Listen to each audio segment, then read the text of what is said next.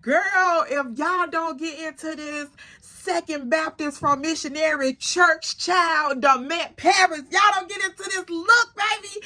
Welcome back to my channel. I am your homegirl, Miss Ella Marie. That's me, that's me.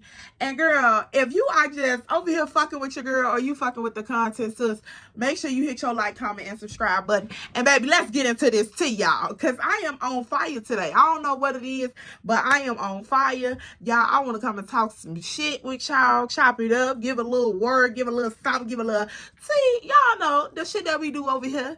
So if you sticking around for that, girl, I'll see you in the next clip. Only if you hit that subscribe button, baby. Don't be over here kicking it for free. Don't be phony kicking it now.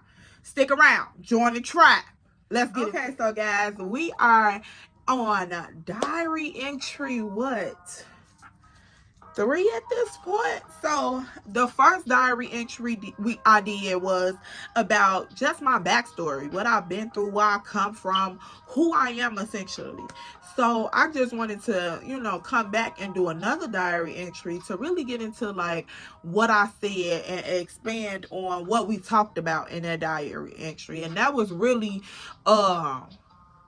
it was really touchy because even in that diary entry, I edited or I filter a lot of the shit that I had been through, because it's like that was my first touch of coming to the realization of who I am and what I've been through. So y'all, that one was sort of like, it was real and it was raw, but it was still filtered because of the newness from it. So I wanted to come and touch bases more on what's happened. Well, to continue the story on. So this diary entry most likely will be named The Journey. That's what I have written down. All of these entries will most likely be like a document of my real life. So that's why I'm very serious, and you know, it may be a different little vibe than usual, but like it still get the same thing. But this is my real life. Like this is really what's tea, like for real. So let's get into it. All right, so this was, I had my first son 2012, and then I had my miscarriage December of 2012. From that time frame, I got on birth control. And that was like the beginning, you know. And girl, it was just like back and forth. I couldn't understand what was going on really. Girl, that cycle, it was okay. Now,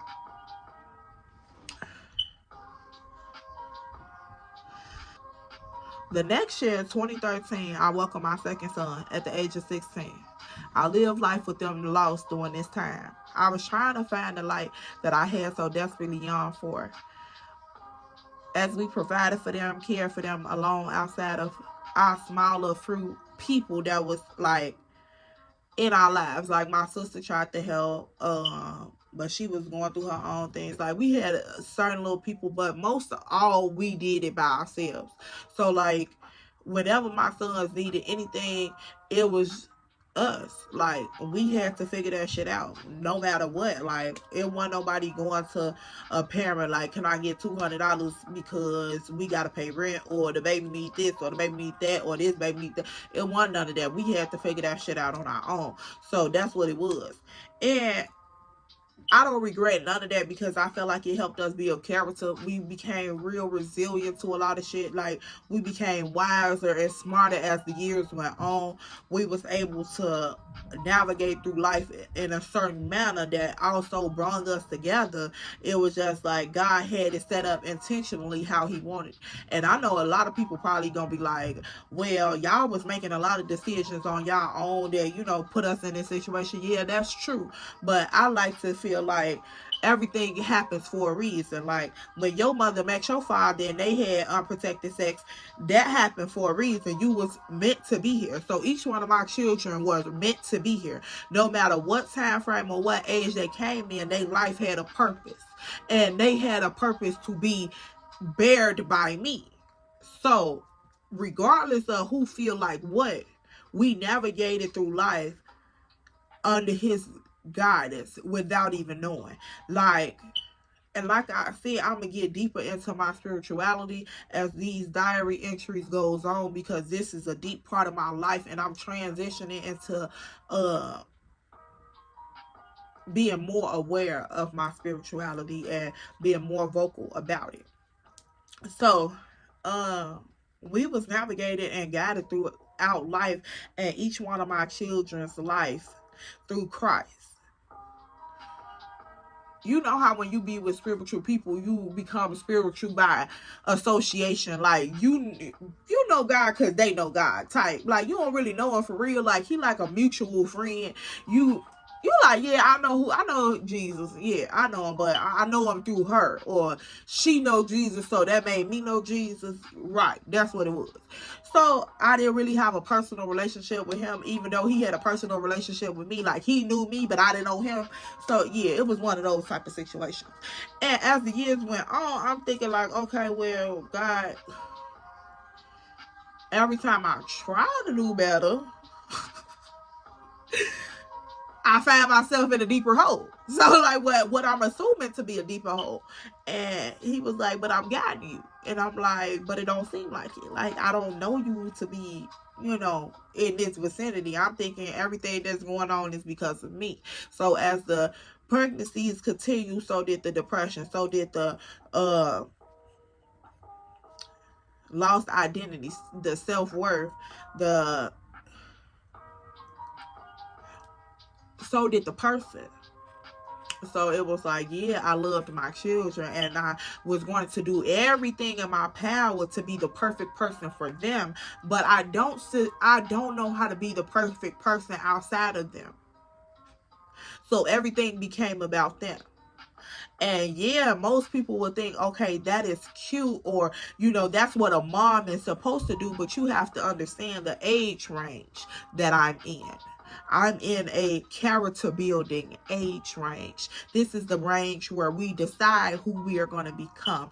This is the range where we start to take actions and our mind is developing into who we will later be. So now all my identity is as a mom. But the world is telling me I'm a statistic. But God is telling me He's not done yet. So, as I go through these years and, different stuff happen, girl, look, when I tell you different stuff, sis, different stuff. And what, y'all, I don't know, this girl, okay, she giving Miss Mel. But we're going to get into it. So, during that time when I got on birth control, I started with the pill that, wasn't successful because I'm 15. I'm not responsible. I got, other responsibilities. I'm not going to really keep up with taking a pill. So that was a failed mission. Just speaking authentically. Then I tried the birth control shot. That literally almost took my life. Being on the depot shot almost took my life. I bled for 8 months straight. Like, pad after pad after pad after pad after pad. Like, literally, I was bleeding so bad that I had to just keep buying pads because it wasn't old. I mean, it wasn't new at this point. Like, I knew that when I seen my monthly period, like, I really couldn't even tell when my monthly period was because I was bleeding continuously. Like, I was getting cold, I was having headaches, my hair was coming out. Like, it was a lot going on with my body, and I was, influenced into thinking that, okay, well, when I took one shot, that'll start me, and then the symptoms will start to happen, and then by the second shot the symptoms should be subsiding at this point because your body is getting used to it. So everybody who knows, depot goes in 3-month increments. You have to, every 3 months you have to be on time with this shot. So I did it for the first 3 months, and then I went back for my second shot. At this point, we at 6 months. So then I goes and do another shot. And no, I was supposed to been going to do another shot. And I was telling my doctor, like, no, I'm bleeding so bad that I don't want to do this anymore. Like, I don't feel like my body is really, you know, responded correctly to this birth control method. So my doctor, she was a African American woman, and she was just like, well, what are you gonna do? Like, you have to do something. And it was like, I don't know. At that moment, it seemed like peer pressure, or it just seemed like her energy was so nasty, y'all. Like, I used to be afraid to go to this woman, but for some reason, my naive mind just kept going back to her. Or I don't know what it was. Like, I didn't change doctors until I had to, but it was like I regretted going to this woman. So she was just like, so what are you gonna do? And I'm just like, I want to think about it. I want to weigh out my options. Like, I don't want to decide right now to this day. So she was like, well, the symptoms should reside in like 3 months or whatever by the next shot of. Girl, it was just like, ma'am, okay, whatever. All right, this whatever. Pretty much. So I went back home, and girl, the symptoms just kept going. I kept bleeding. So a couple, I want to say probably like 2 months after the last supposed to shot, that's when the bleeding stopped. So it was like, girl, I went through damn near a year worth of hell bleeding, and you gonna sit here and just act like I'm making this up in my head? Like, I don't know. I just felt unsupported by my gynecologist, and for her to be a black woman, I felt like instead of her educating me, it was like she was degrading me, almost like putting me down. Like, this is what you want to do, and I'm just like, well, show me a different way. Educate me. You wouldn't give me a pamphlet on birth control. You wouldn't really want to talk about birth control without you being snappy. Like, it was, girl, like, it was real. Like, that dynamic was real toxic. And so we're gonna keep going off that. That was just a little backstory about the birth control situation, because I know some people probably gonna ask, but girl, okay, here, as different stuff is starting to happen, and the days is, you know, accumulating. In the entry, it says, the enemy attacked us in every way, financially, spiritually, emotionally.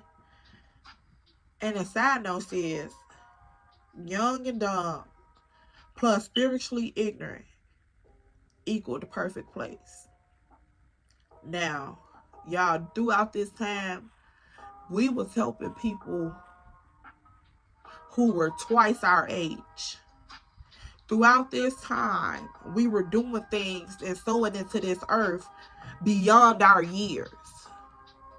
So, yeah, we had all of these children, but we were always provided for. I promise you, like, if shit may not have came on time, you may have struggled in certain areas, but it got handled beyond what we could even imagine. Sometimes shit would just happen in our household, and we wouldn't know where it came from. The blessing would just fall upon us. So you can't tell me that this is not guided and protected by something higher than me. I'm a child. Yeah, and what they, girl, that saying used to blow me all the fucking time. A baby with a baby. I'm a baby with several babies. So it ain't no way in hell you can tell me that I was controlling the narrative on all of this. Yeah, I may be controlling the narrative on my fertility, but we don't know that. And I really don't feel like that was me, because if we could control our fertility, then a lot of women wouldn't battle with infertility. So you can't tell me you had them kids and you kept having kids because you wanted to. God controlled everything. If he didn't want me to bear kids, he would have made that happen as well. So let's make it make sense. You feel me? Like, let's make it make sense. So I felt like it was a perfect place. Like, he crept in, and sometimes I don't even really want to think of it like we just was, you know, followed by the devil or by the demons. I feel like God do a lot of stuff, and that could have been his way of teaching me how to be hustle, like how to hustle, how to ground myself, how to be present and accountable for my children, how to endure, how to be resilient and withstand, like to plant my feet. He taught me a lot of different things. There was a lot of molding and shaping there. And women, now today, I know it was a lot of molding and shaping and wisdom that came up out of that experience, because it's like I sit down with women my age and try to hold a conversation, and they ain't been through what I've been through, so I can't relate to them all the way. I can relate on certain shit, but I can't relate to them all the way. They can't relate to me. But then when I go with women that are twice my age, I sit down and I hold a conversation. Sis feel at home. They know what I've been through. They know what I've been talking about. They know they relate to where I'm going. They relate to where I've been. Some of them in that season right now. And it's like, dang, you how old? And girl? And I'm like, yes, ma'am. Yes, girl, look. Could hold accountable to the best of them. You hear me? Girl, and I just be like, acknowledge your story. Acknowledge where you been. Acknowledge where you going. And definitely acknowledge where you came from, y'all. Like, my story is not just my story, girl. I ain't gonna lie to you. Like, I'm just here to tell it. I'm just bold enough at this point in my life to tell it. But if you really want to hear the truth, you know how many women or how many young girls out here are 14 and pregnant, 15 and pregnant, 16 and pregnant, and so on, who can relate and who needs to hear that they not the only one out here. We don't know. And people be like, oh, well, you know how many people, they got other friends. First off, everybody's story ain't the same. 116 and pregnant could have everything handed to her. Her family is there to support her. Her story and her life looks different from another 16 and pregnant who don't got shit, who getting it out the mud, who trying to have hope, who trying to hold on to something that she don't feel like is obtainable right now. Her story gonna look different from hers. So she needs to see somebody who done been there, done that, and got a shirt from it. She needs to hear somebody who know how she feels, could authentically relate to how she feel and what she been and what she going through. And I can almost be certain where he could lead her to. She need a sounding voice too. And when I said in the last one, I heard a message that said, speak for the misunderstood and inform the uninformed. That was the message that I got. And that's the moment that I came up with Dear Diary. I didn't even think about if someone else on YouTube had did it. I didn't even Google it. I didn't search engine it. I didn't do nothing. So when I put the title up, the title was just authentically what I wanted to call it. And it may not be a new series, but this series here is going to be authentically me, because these are my diary entries. I'm not copying nobody. This is strictly my story, my real life. Like, so when I came up with Dear Diary, I wanted another young girl or another woman or someone who could relate to this situation, because it may not be just your situation, but you could be the product of a teen mom. You can be the descendant of a teen mom, because let's not act like teen mom or teen pregnancy has just came around and this I'm the new one to start this. No, baby, this has been going on for centuries and decades. If you don't know your history, I'm sorry. I'm here to inform you. That's what I'm here to do. So teen pregnancy has been going on for centuries, and that's how we have gotten so many generational curses, because this didn't just start with me. I don't know if this started with my great-great-great-great-grandmother and it just happened to fall on me, because we don't know how the alignment is going to happen. We just know that if we know the history, we can look back and say, oh, well, great-grandmama Suella, she had 15 kids and she was only 45. Because, oh yeah, baby, it was getting down like that. It was getting down like that. If we really want to talk about it, we all sit around and be like, oh, well, yeah, my grandmama had 19 kids. Okay. Come on. Keep telling it. Your grandmama had 19 kids, but then guess what? You over here shaming somebody that you see young and pregnant. But you not willing to guide her to do something with her situation. You not trying to pour into her, but you gonna pour out of her. Let's be real now. Come on. Like, if we gonna... And people always be talking about let's keep it real. We don't really be keeping it real. Like, you don't be peeping the shit that you be doing. Like, y'all, I would be lying if I tell y'all the amount of stares and belittling comments, judgment, just hate that me and my family received growing up and raising them and living life to the best of our ability, because throughout this time we had all of this going on and we was in this situation and people was degrading us like we wasn't the scum on their shoes. We still believe the Lord and Savior. We pray for those who didn't have what we had. We gave to those who didn't have what we had. We poured into, we loved on, we didn't spill hate, we didn't rob, we didn't steal from nobody, we didn't sell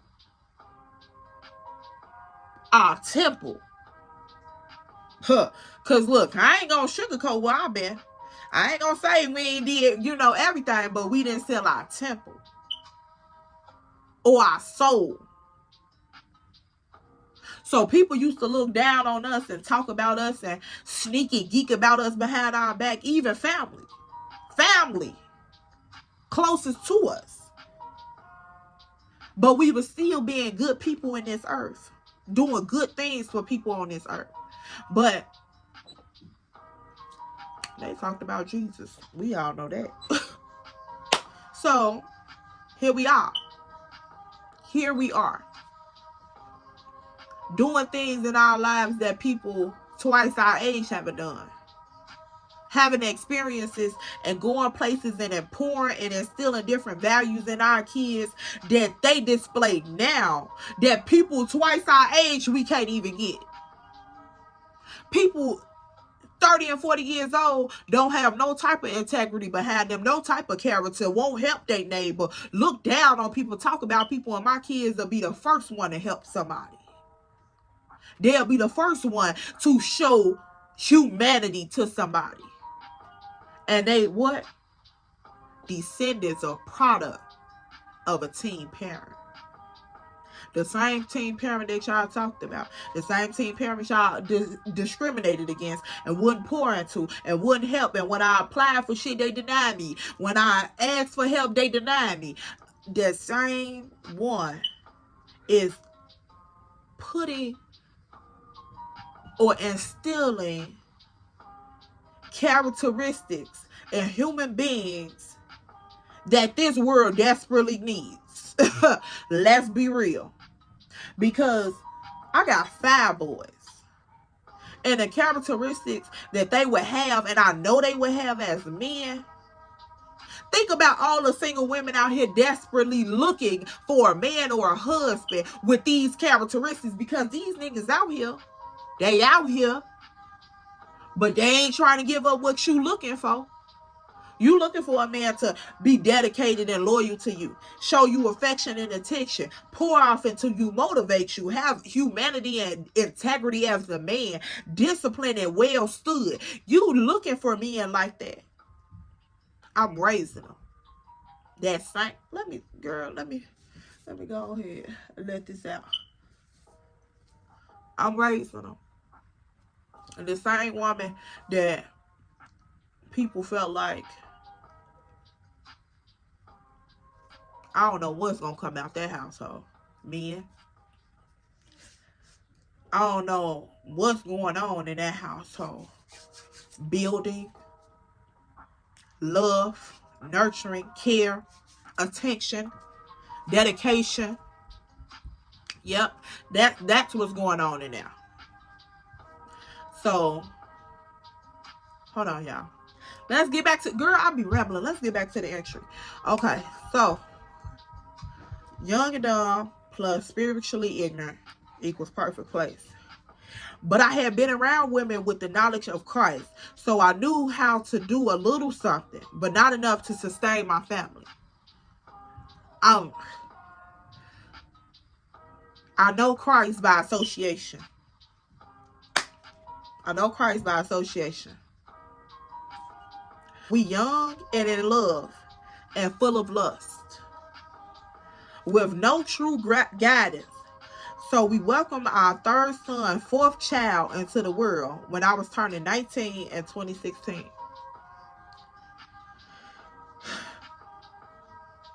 Our third son, fourth child. Third son, fourth child. The same year, we was able to finish the renovation in our first home. We moved in 2 days after my birthday.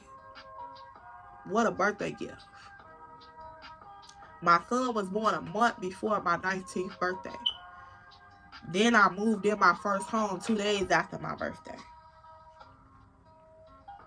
Life was on the up, but I was still lost. That same year, not only did I do this, but I did many other great things. I graduated high school in that same year. 1 year behind my graduating class. I dropped out my freshman year of high school. I attempted to go back. The pressure got to me again. I left again. And I graduated 1 year behind my graduating class on my own. I studied every day on my own. The same man who society told me I was wrong for laying down with, the same man who told me, the same people who told me this man meant me no good, his intentions was wrong, he was wrong, was the same man who bought me the GED book to finish my education. Not the people who were supposed to be guiding me. Because God places people in your life for a reason. The same man who pushed me to keep going made it easy, or took some of that pressure for me to keep going. Because throughout this time, carrying my third son, going to school every day. On my own, I studied for my GED test every day. He would keep the kids in the morning time for me to go to school. And then when I come from school, I would get them and he would go to work. So every day while he was at work, I would be at home studying for my GED. And I would have the kids doing like little stuff, coloring and writing and doing little shit like that for me to have time to actually study. Girl, I studied this GED book front and back. I'm talking about front and back. And of course, I was taking the classes, but it was like the grace of God. I was never dumb in school. It's just when I got to high school, God had other plans for my life. And although I left a freshman year when you are taught algebra and all of this, you're getting into that lane. Somehow, some way, my mind figured it out quick enough by the time I left school. Because when it came to me taking my GED classes and testing for them, I was able to test at advanced education. So a lot of the stuff that was taught to me in the preparation class, I had already retained. So it was really like me, instilling it in my mind.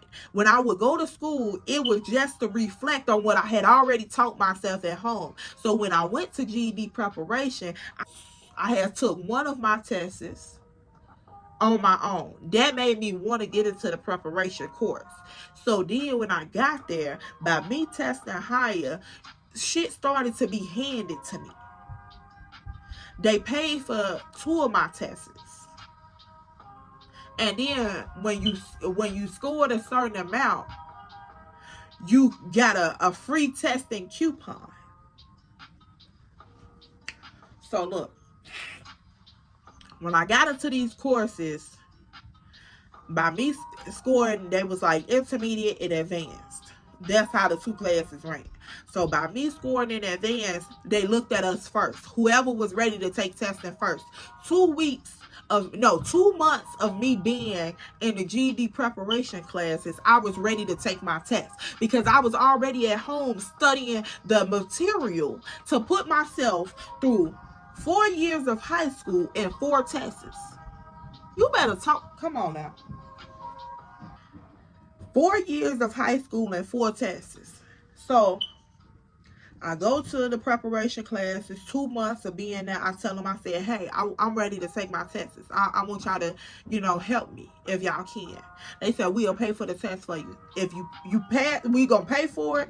And, if you need to test again, we'll, do what we need to do at a later date. So I'm like, okay, cool. So I go in there, I take my test. I think I took language arts. Then I took social studies. They paid for the social studies one. Boom. So then I'm like, ooh, I'm scared as hell. Did I pass it? I end up passing social studies. So then I passed my social studies test, so they paid for my mathematics test. When I took my math test, I failed it. Girl, I failed it by, I needed a 150. I had scored a 146. That discouraged me because I'm like, what the fuck? Like, okay, cool. Let's go back to the drawing board. So that made me want to stay in the program a little bit longer. So I did 2 more weeks in the program. And when I did the 2 more weeks, I felt like I was ready to take the science part because I didn't want to touch the math again because it was like the math was, it was intimidating me what it was doing because that was the first time I had failed one of them. So I'm like, if I fuck up the science part, girl, what are you doing? And I'm like, time is ticking. I'm seeing all the people that I graduated with. They, going off to college. I'm like, I'm not even, done with high school yet. So I felt the pressure. I'm like, let me just try the science. So I go and take the science test. I pay for the science test. I paid for the science test. I passed the science test. So by me passing the science test, that gave me a coupon to retake the math test. At this point, I'm like, girl, I don't even know if I want to retake this math test because what if I fail again? Like, that shit gonna discourage me. So, as I'm scheduling for the math test, the state drops the requirements. The state drops the requirements. You went from you needing a 150 to needing a 145. I scored a 146. So the state said, baby, here you go. Here's your diploma. Because God already knew. I felt like he knew that if I had failed that math test again, I would have been discouraged. I would have been discouraged.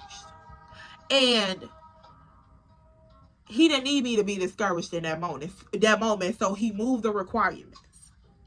This requirement of a 150 had been in place for years. Years. This was a requirement for every testing center, across America. This was a requirement. He dropped it. 145. He said, I'm gonna make sure you're on the other side. Not right at enough. I'm gonna make sure you're on the other side. I was the first graduating class of this preparation course. If you go on their school website right now, my graduating class is their school profile. I'm sitting in the first row. I'm the first person to test out of their graduating class. The first person to be granted access to the graduation ceremony. I started the list.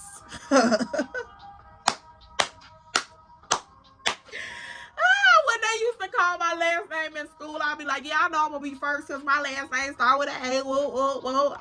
I started the list. And y'all, when I tell you, as I keep doing these entries, y'all gonna see my name starting the list a lot. In my family, period, baby. In my family, period. When they started when they put my name first on that list at school and said this is the first person in the graduation ceremony, they didn't know I was on the top of the list of being the first person to graduate my own family from high school. Name at the top of a lot of lists. When I tell you it wasn't nobody but him, girl, you can't convince me nothing different, child. Like, and if you, like I said, if you don't believe in Lord and Christ as Savior, this ain't the channel for you. I'm just saying, we taking a different turn. Like, yeah, y'all, I still have some perks and kinks that I need to, you know, eventually work out. But nobody is perfect. And I'm not by far where I know I'm going to be. This is my first time ever having a personal relationship with God. Like, I don't know him by association. I know him personally. Like, I'm able to see my life in a different lens and have a different understanding of the things that I've been through. That's why I can sit up on here and tell all my damn business to y'all without feeling any type of guilt or shame or anything, because I know that it was him. I don't care what you say, because when it's time for us to go, we all gonna have to account to something. Gonna have to account to something. And our story started before the marriage. We needed each other before the marriage was accessible to us. We couldn't be our age going to get, no. So before the marriage was accessible to us, we needed each other. Because if you look back, like I said in the first beginning, if you look back for centuries and centuries, our grandmothers were married to these men. So they was able to do all the same things under a covenant because they had access to it. Now, we did all of this. I bought my first car. Well, I did my GED testing. I passed the GED. And when I passed the GED, Sean was like, okay, if you pass the GED, you can, I would give you a car. I would give you my first car. And his first car was nice than a motherfucker. Y'all, when I tell you it wasn't no hoopty, baby, it was not no hoopty. That man worked hard every dollar. Like, I remember him picking up extra shifts so we could get our first car. So we could stop asking people for rides to take our babies back and forth to the doctors and stuff. So that man worked every dollar for this car. And I remember, because I'm like, yeah, you know, go ahead, baby. Woo, woo, we got a whip. Like, you know, y'all know now. Let's keep it real. Y'all know when you get that first little whip, girl, you be feeling like you on top of the world. So I remember this man buying this car. And he was like, I would give you my first car. Because at this point, I finished the test. By the time I finished the test, he had bought a truck. So he had the car and he had the truck. And so he was like, okay, well, when you finish your GED, then I'll give you my car.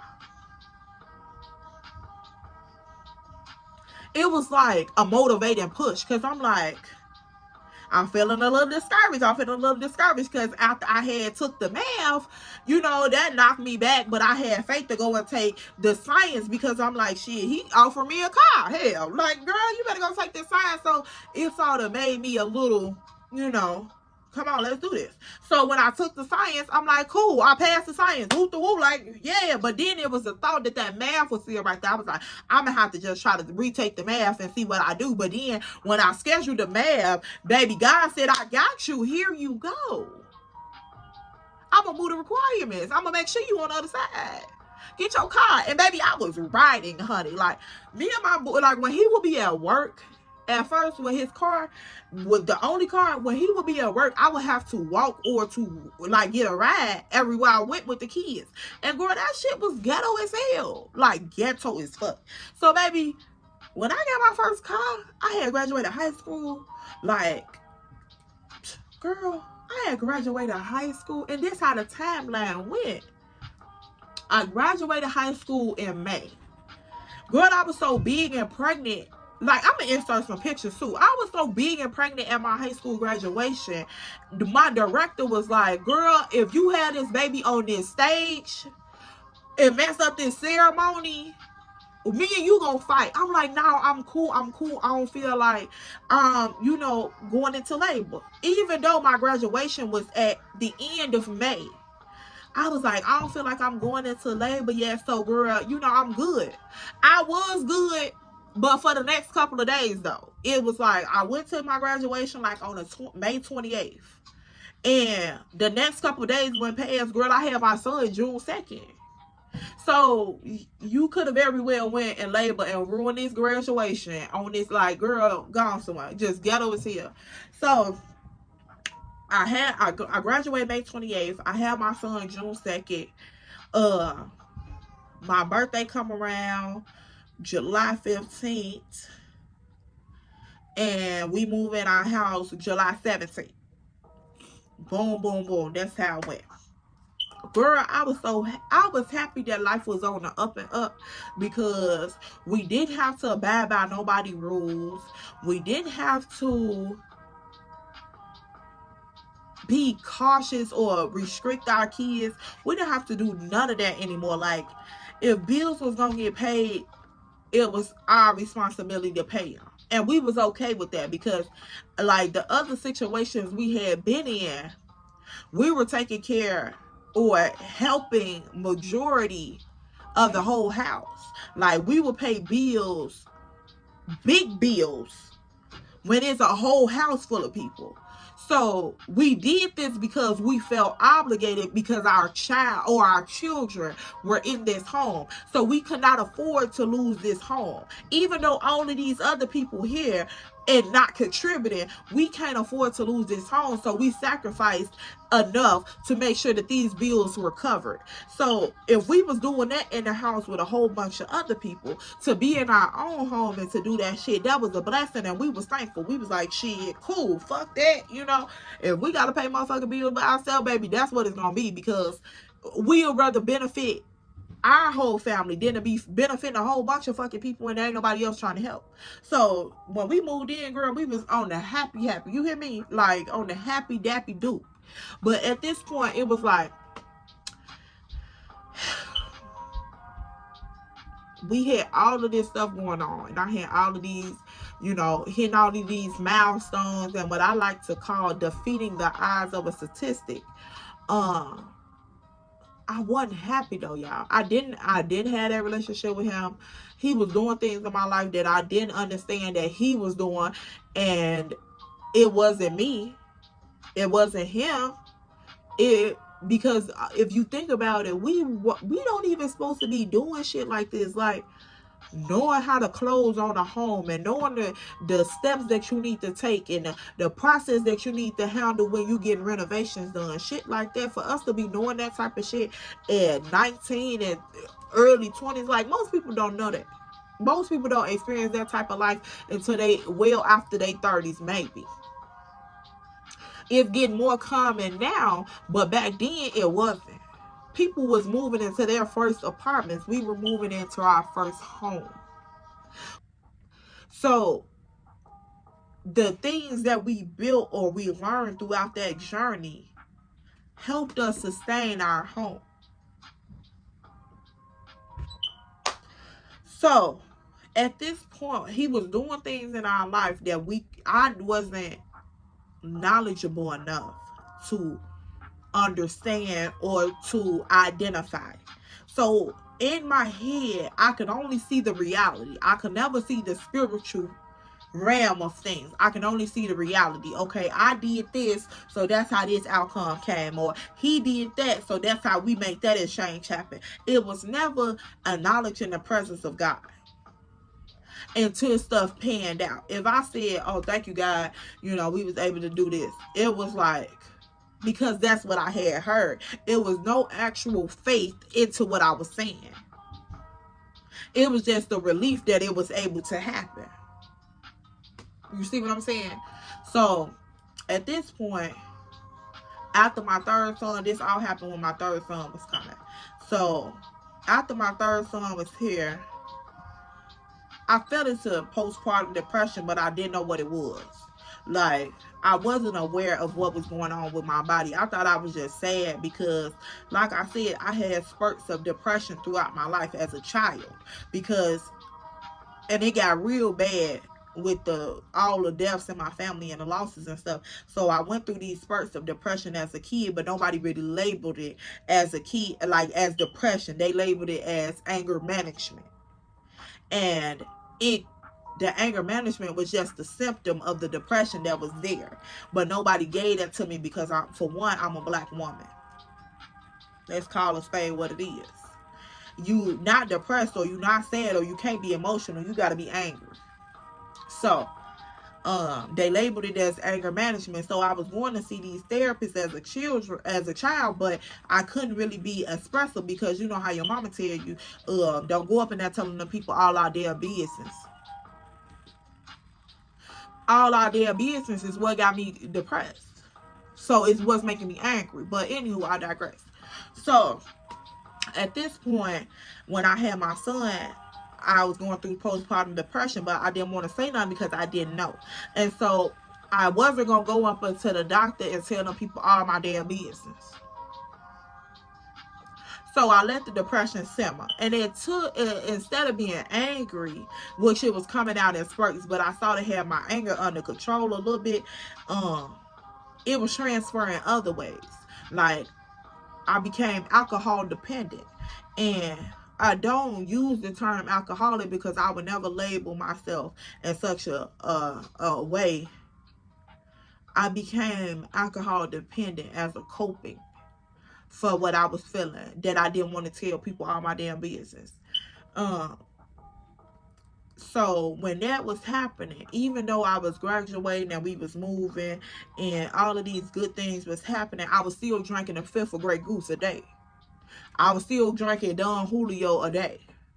Like, I was still doing shit to cope with this shit that I knew I wasn't supposed to be doing.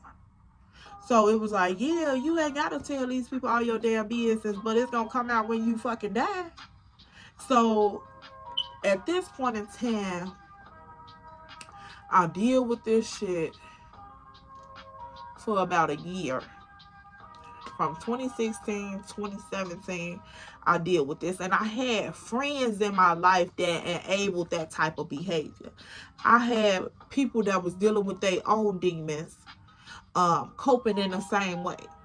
And so that made it easy for me to stick around in relationships that I knew I was supposed to been out of. Like, and we always use the term that help shit soothe over my A1s, day ones. One's supposed to be on day 22. I was supposed to be left in relationships alone, but they was feeding a demon that I had on the inside of me. The shit that I was supposed to be not indulging in, they was indulging in, so it made it acceptable for me to indulge in the shit. Even though for them, it wasn't no big issue because they had people in their lives that would pick up the slack. So when I made the analogy, one 16-year-old pregnancy does not look the same as another, I meant that. And when I tell you God put people in places in your life to show you certain things, and sometimes that certain thing is not revealed until later on. And I think I needed this experience with this said person to have this conclusion now to this day. But I'm going to touch bases on that a little later. So when I said that she became a teen parent,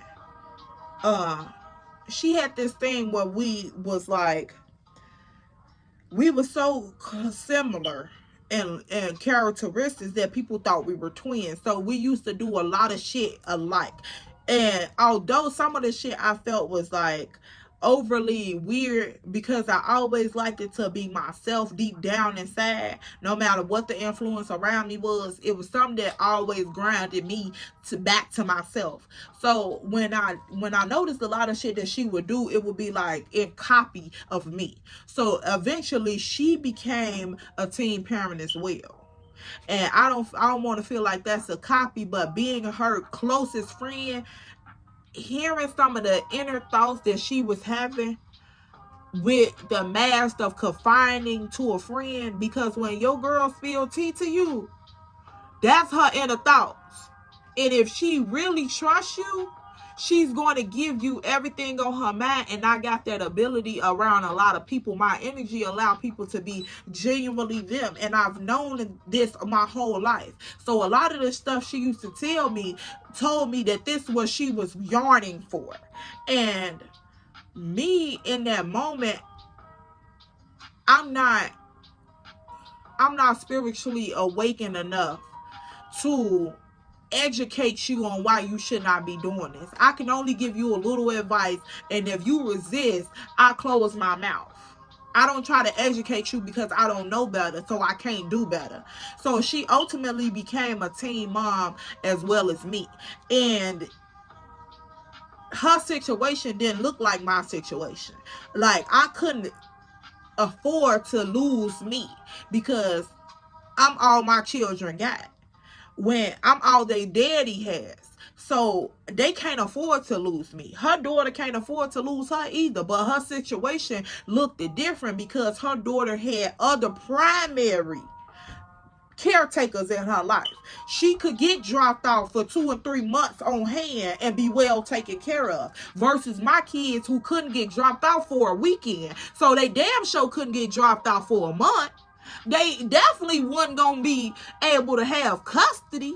So I couldn't afford to be out doing the shit that I was doing. But since I was in the vicinity of people who could, I felt like it was okay to. Or I overindulged in it even though I knew I shouldn't have. So God said, okay, well, since you distracted by the shit that's going on around you and all of this is feeling good, I'm going to bring somebody into your life who you going to get distracted with. And I'm going to show you something later on in life where you going to have a different understanding.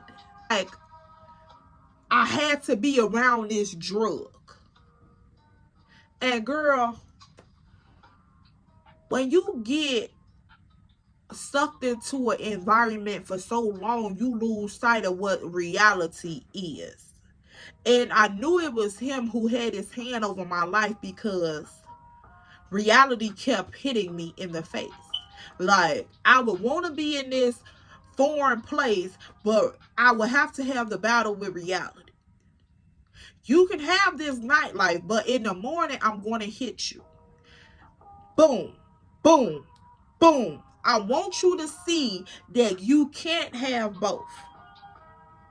Choose. Choose. You unsafe out here. You go out here, I'm not going to protect you.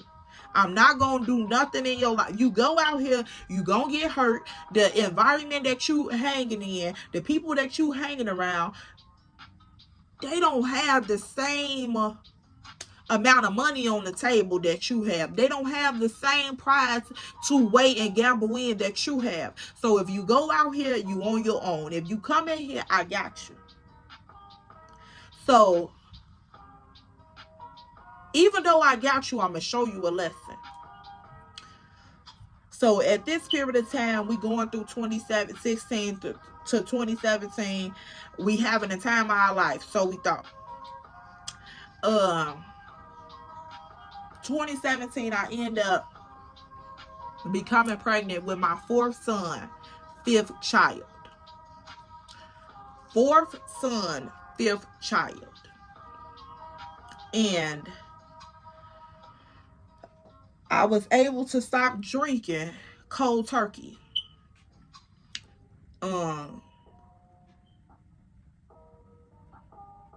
I knew that I had to. Throughout that pregnancy, the first 3 months of me learning that I was pregnant, I hit a depression again. I hit the depression even harder because I didn't have the alcohol to cope with the depression.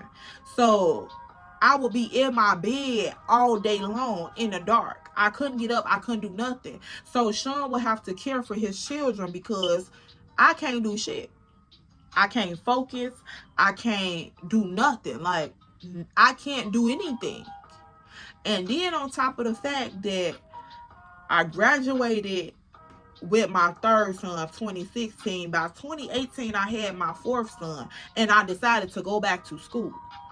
The first time I went back to school, it didn't go so well. The first time after I had my first son, I went to college. I had 7 classes, but I was trying to do 7 classes because I was yearning for this vision that I had in my head, but I wasn't listening to my reality. For one, you alcohol dependent. For 2, you lost and you broken. For 3, you going through a depression and you not trying to tell these people your business. You gonna go put 7 classes on top of having 3 kids at home, a new house, and everything. Girl, are you crazy? Ma'am, that's a lot for the average person, and you gonna try to put a broken person in that situation? All because you chasing this expectation you had of yourself. That's not what he called you to be at. And the crazy part is, y'all, you would think that you'll probably be like, what you went to school for? I went to school for psychology, clinical psychology. And I was so passionate about, and I still am passionate about, psychology. That was my major, my main focus. Clinical psychology. You doing all of this to try to figure out low-key what's wrong with you. You thinking you studying somebody else, but really deep down inside, you trying to find reason into why your family the way they is, why you the way you is, why the things in your life is happening the way it's happening, and you trying to find logic to it to soothe what is going on, but really you need to get closer to God. So, at that point, I left school, and life started to hit, because I went through things before my baby was born that was deep. Like, my house caught on fire. I lost everything. Everything that we owned. We had to literally start over from scratch. I had 1 bag of clothing for all of us. One laundry bag full of clothes for all of us. We didn't have shoes. We didn't have clothes. We didn't have anything. And I had 1 laundry bag full of clothes, a TV, and all my like a tote. Because this was at the beginning, like the beginning of my pregnancy. So I had started to put all his things in a tote. The tote was the only thing that we really was valuable that we saved at the house. The tote was the only thing. Like, when we went to my family member's house, that's what we took with us. It was the tote full of my son's stuff. Like, all my other 3 children, they didn't have anything. They didn't have clothes. They didn't have shoes. They didn't have anything. But we were provided for. We were provided for, literally. And as the diary entry goes on, y'all will see how we were provided for in abundance. Like, in abundance, literally, from nothing, in abundance, because the seed was already planted. When the house was planted in our lives, the seed had been planted. So as the diary entry goes on, when I tell you about the house and that seed, you will understand what I mean, because even though the house was burnt and we lost everything, the house still sustained us to help us rebuild everything. So, no, y'all, I'm going to leave it right there. So, if y'all want to hear more, well, y'all going to get more. Y'all want to get more. But, girl, give this video a like, a comment, subscribe to the channel, y'all. Share this video with your cousin and his baby daddy now.